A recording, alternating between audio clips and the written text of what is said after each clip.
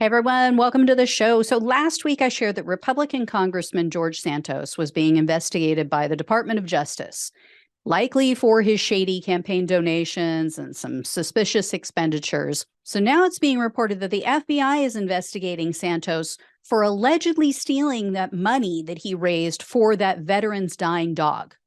If you guys haven't heard that story yet, just Google George Santos and Richard Osthoff.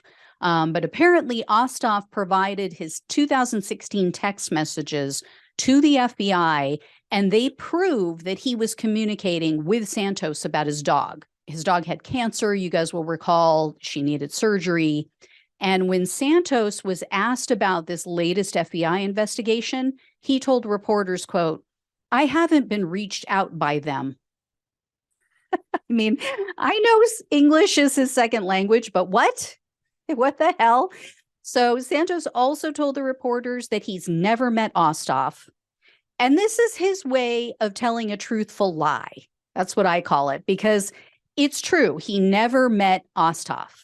Osthoff has admitted he never met Santos in person, but he did communicate with him. They communicated over the phone and via text. That was until Santos ghosted him and left his dog to die. The next bit of news is about alleged sexual harassment by Santos, and Santos admitting that he's lied to everyone.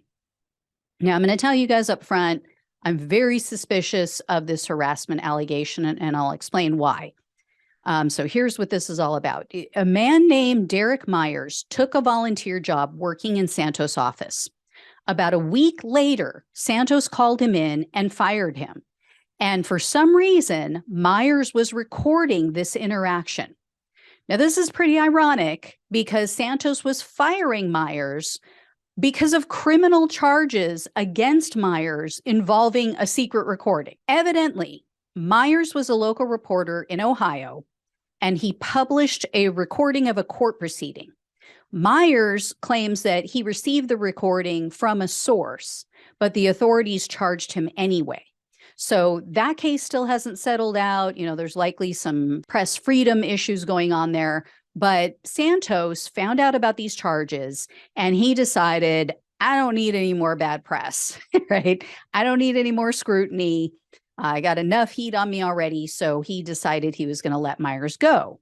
So while this is all going on, apparently Talking Points Memo news outlet had reached out to Santos staff members, not about this, but just to discuss all of what's going on with Santos, his lies, all the allegations against him. So Myers calls TPM back and he said, here's what went down with me. I have a recording. However, I want to ask you, I'll give you the recording, but I want to ask you to hold off on publishing it until I make one last ditch attempt to get my job back. So he did that. TPM held onto the recording. Myers goes to Santos' office. He's unsuccessful. They were like, no, sorry, we can't do it. We can't bring you on. So he gives TPM the go ahead and they publish the recording, which came out last week. And honestly, it's like listening to an episode of The Office.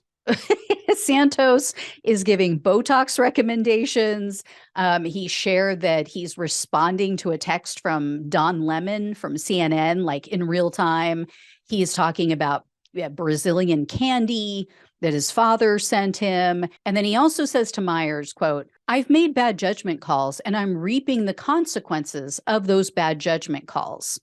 And then in addition, Santos admits he lied to everyone, including his chief of staff.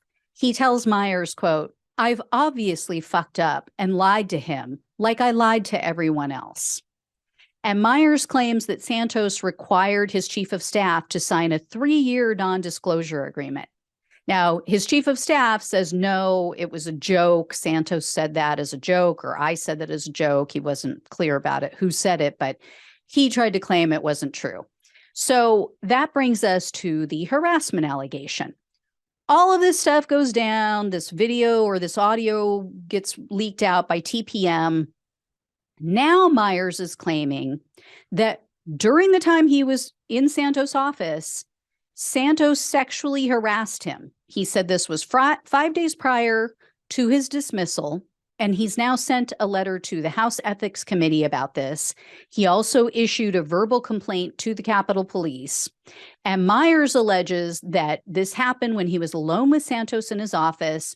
Santos apparently or allegedly asked him if he had a profile on the gay dating app called Grindr. Myers then says that Santos invited him to go out to sing karaoke with him and that he touched his groin and he assured him that his husband was going to be out of town. So, yeah, I don't know. I mean, I can't say for sure, but of all the things that we've learned about Santos, this is the one I'm not really buying. Let's say this happened. This actually went down. He's so disturbed by this, by Santos' alleged harassment, that he goes back to grovel to get his job back. And he admitted to TPM that when he went to Santos' office to beg to be reinstated, he gave Santos, he left a tie for him and a coffee mug. Apparently, Myers was wearing the tie one day and Santos said how much he liked it. So he gives it to him. And then the coffee mug said, quote, "deny everything." So no, sorry, not buying this. Bitter party of one, your table is ready. I mean, that's what I think this is about. So we'll see. I don't know. What is real is more revelations about suspicious campaign expenditures by Santos. Santos campaign finance report shows very odd payments. They were supposedly made to a parking lot in Miami, Florida. There were numerous payments listed. There were over a 3-day period of time, and the amounts just don't add up. Some were for like $3 to $4. Some were for more than $100. And then there were others listed as $99.99. When journalists looked into this, they found that this parking lot charges a flat fee. They charge $20. That's it. Regardless of how long you're there, it's $20. 1 minute or one full day, you're going to pay $20. So this makes no sense. The only other charge that they impose is a 35-cent transaction fee if you use a mobile app to pay. We also now know that Santos owes more than $3,400 in unpaid parking fees and traffic violations. This is in New York and Florida.